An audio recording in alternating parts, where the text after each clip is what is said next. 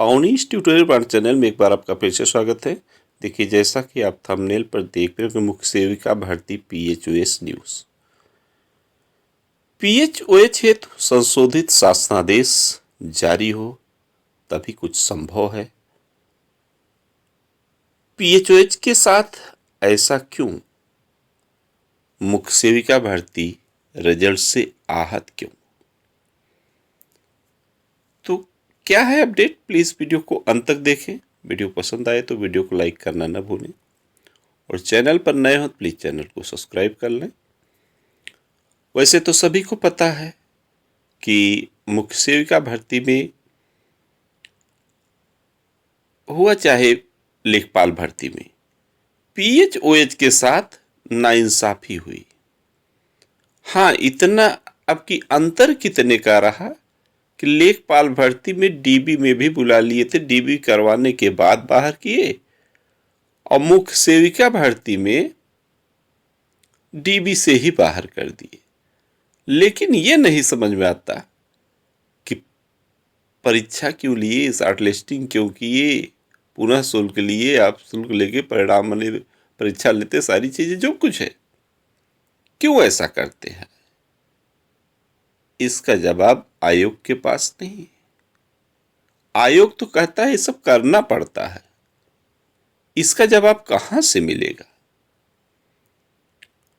तो ये देखिए, सभी के लिए यहां दृष्टिहीनता एवं कम दृष्टिहीनता के 34 पद हम उन्हीं की ओर दिखा रहे हैं। बधिर एवं श्रवण शक्ति में ह्रास के लिए 34 पद है। अब प्रमस्त की आघात और चारित कोष्ठ, एसिड, बौनापन, आक्रामक पीड़ित और मांसपेशीय दुष्पोषण सहित, मांसपेशीय दुष्पोषण सहित, यहां ध्यान दीजिएगा, चलन क्रिया संबंधी निःशक्तता। तो इसमें जो है ओएल या बीएल को क्यों नहीं लिया जा सकता? पद तो है ना, लेकिन आयोग क्या कहता है? जैसा कि आपको मैं कल के भी वीडियो में इनकी बात बताया था, ये बहन निराश हो गई जब डायरेक्ट आयोग पहुंचती हैं और आयोग से जवाब मांगती हैं, तो आयोग इनको जवाब क्या दे रहा है? इन्हीं के मुख से आप जानिए कि पीएचओएल को लेकर आयोग से कुछ हमारा सवाल और उनका जवाब। इन्होंने प्रश्न किया कि सर, मेरा 40 नंबर 80 पीएच कैटेगरी में है, नॉट क्वालिफाई क्यों दिखा रहा है? उनका जवाब सुनिए कि आपका पीएच में ओएल है, इसलिए। कहने का मतलब पीएच में ओएल अर्थात ओएच कैटेगरी में आया। इन्होंने पुनः सटीक प्रश्न किया कि मांसपेशी दुष्पोषण सहित चलन क्रिया संबंधी निःशक्तता से तो हम भी आते हैं, फिर क्यों नहीं लेंगे? उनका जवाब रहा कि बीएलबी, डीएचएच और डीडब्ल्यू का ही विज्ञापन दिए थे, इसलिए। अब बताइए, इन्होंने बताया कि इतना का ही विज्ञापन दिए थे, जबकि अभी आपको दिखाया गया कि मांसपेशीय दुष्पोषण सहित चलन क्रिया संबंधी निःशक्तता, इसका विवरण क्या है?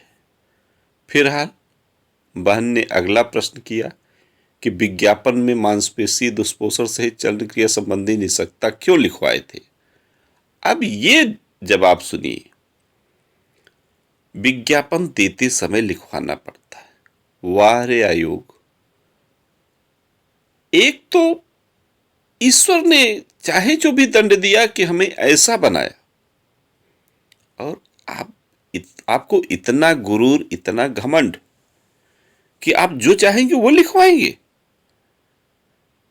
इसके लिए तो अब एक ही रास्ता है, वो है क्योंकि जब न्याय न मिलने की उम्मीद हो तो न्यायालय पहुंचता आदमी, वहां इनको जवाब देना पड़ेगा कि क्यों आप लिखवाए।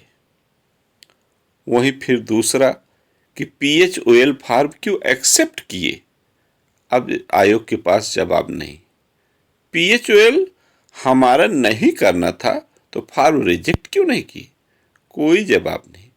एडमिट कार्ड क्यों इशू किए, कोई जवाब नहीं। अब सोचिए आयोग की दशा ये है। PH की उन्हीं BLB,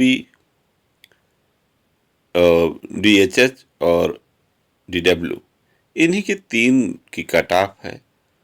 ठीक है, जिन बहनों का हुआ है ये भी अपनी ही बहनें हैं, अच्छी बात है।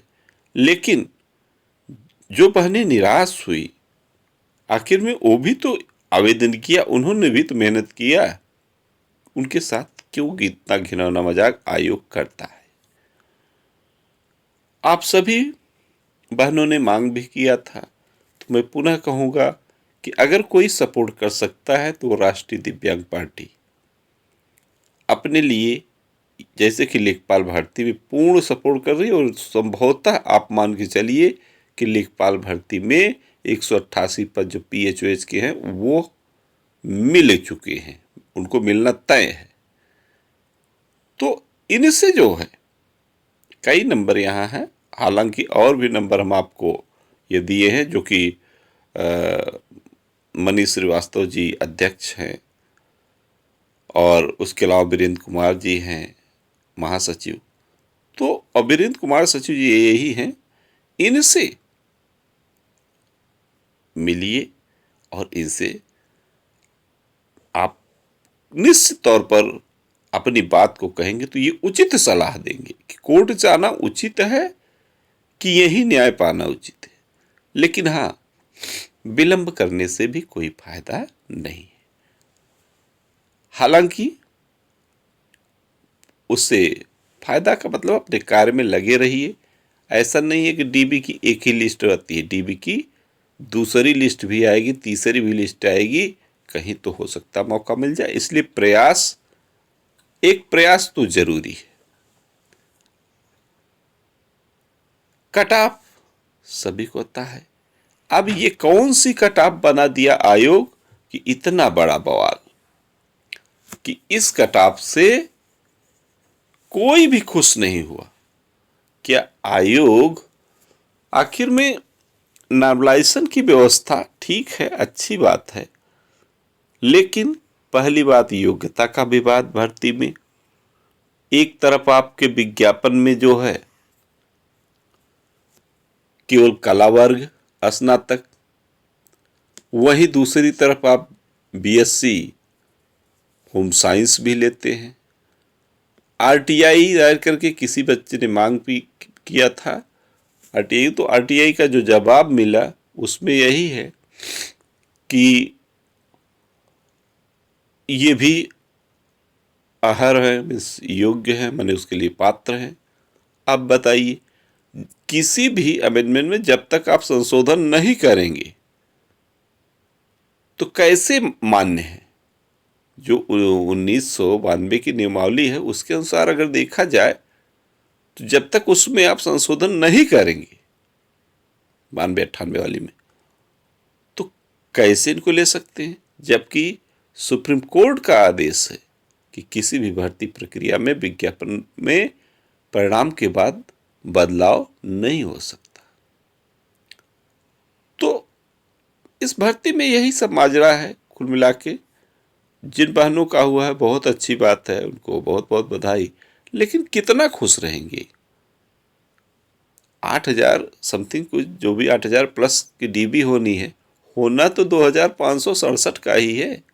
और ये UPTPLSC आयोग है। आयोग का खेल कौन जानता है, आयोग का खेल कौन जानता है। लेखपाल भर्ती में 15,000 संदिग्ध पकड़े गए थे STF, लेकिन कभी आपने सुना कि 15 लोग निकाल दिए गए? कुछ नहीं। अलग से प्रपत्र बनवाया गया, उनको भराया गया, सबका कहा ये बाद में आपकी जांच होगी, किसी के सामने नहीं, सब मामला फिट। तो ये UPTPLSC है, इसलिए ज़्यादा परेशान ना हो। आप सभी बहनें यही सोचती होंगी कि निराश कर रहे हैं, तो निराशा नहीं, लेकिन एक प्रयास जरूर कर लीजिए। हम आपकी आवाज़ हमेशा उठाते रहेंगे जिससे बात आपकी पहुंचती रहे। क्योंकि सोशल मीडिया एक ऐसा प्लेटफार्म है जो कम से कम आपको एक उत्साह देता है, उसके जरिए आप कुछ जानकारी लेकर आगे बढ़ते हैं। तो ये मत कहिएगा कि नहीं आप तो गलत, तो मैं गलत नहीं, आप क्यों, मैं ये लेखपाल भर्ती में भी सबसे पहले आवाज़ उठाने वाला मैं ही हूँ। आप उठा के मेरा प्लेलिस्ट में जाकर चेक कर लीजिए। लेखपाल भर्ती में 30 दिसंबर को जब परिणाम आया, 30 दिसंबर 2023 को, उसके बाद 31 तारीख की वीडियो मेरी पहली वीडियो थी PHOH पर, और तब से लगातार PHOH की आवाज़ उठा रहा हूँ। और अब वही बात आ गई मुख्य सेविका भर्ती में। ऐसे PHOH के साथ ऐसा क्यों सभी भर्तियों में हो रहा है, इसके लिए अभी संशोधित शासनादेश भी 30 सितंबर को जारी हुआ, लेकिन उसमें कहीं मुख्य सेविका भर्ती के पदों का जिक्र नहीं किया गया। तो इसके लिए पुनः संशोधित शासनादेश जारी होना चाहिए। वही एक उपाय है जिसमें स्पष्ट लिखा हो कि कौन कौन सी कैटेगरी, मैंने सब कैटेगरियां स्पष्ट होनी चाहिए। इसके लिए प्रयास जरूरी है, और ये प्रयास सफल होगा तो राष्ट्रीय दिव्यांग पार्टी के अध्यक्ष से एक मुलाकात के बाद भाई मैं सलाह ही दे सकता हूं।